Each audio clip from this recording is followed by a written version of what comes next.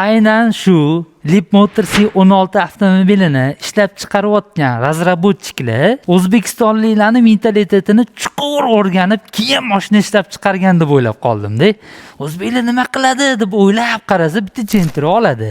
Necha mingdir dollar sarflaydi unga. Hamma qulayliklarni, elektronnik sidenlarni qo'yadi deganda, ana endi biz unaqa qilmaymiz. Biz bir to'la hammasini chiqazamiz deb turib, 21 ta kolonka o'rnatib qo'ygan ekan. Unga keyin aqlli miyalar qo'yib, ay tizimini, ya'ni gapirsa, och, yop, o'chir mashinani deb turib, qo'shimchasiga bular ko'p karaokega boradi deb mikrofonni ham qo'shib bergan ekanda. Harakatlanayotganda mikrofonda ashula aytib ketsanglar ham bo'lar ekan. Endi yaxshi narsalar ham qilsanglar bo'ladi. SUV kuzovidagi, ya'ni balandroq, kattaroq, ko'p maqsadli kuzov turiga mansub bo'lgan mashinani ishlab chiqarib qo'ygan ekanda.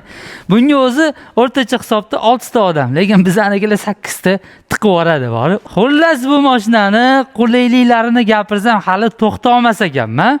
Endi o'zimizdan qilgan ishni ham bitta reklama qilib qo'yay. Sizlarga shuncha qisqacha bo'lsa ham ma'lumot yetkazdik. Endi bizning rizqimizni kengayishi uchun albatta bu videoga yoqish tugmasini bosib, bizani bu mashinaga broni plyonka xizmatini ko'rsatganimizni qisqacha tomosha qilasizlar. Ana endi kuzovi qirilishini, chizilishini oldini oladigan ishni bitirganmiz. Bemalol kelavringlar, mashinanglar yengilligida shu xizmatni qildirib olsanglar, xudo xolasa, mashinanglar yaltirab, yana ham chiroyli bo'lib turadi. Shu xitoyliklar zavoddan broni plyonka qilib chiqarib qo'ymasin-da bor-ku. Hamma ishimizni olib qo'ydi. Pult, hamma qulayliklarni. Hey, broni plyonka qilib yubormaylar unaqa, bo'ptimi? Biz ham ishlaylik. Tonirovkani qilib berganmizni salomlamaysan bitga. E'tiboringiz uchun rahmat. Leapmotor C16 avtomobilini ishini bitirib xursand bo'ldi. Egasiga topshirib olamiz.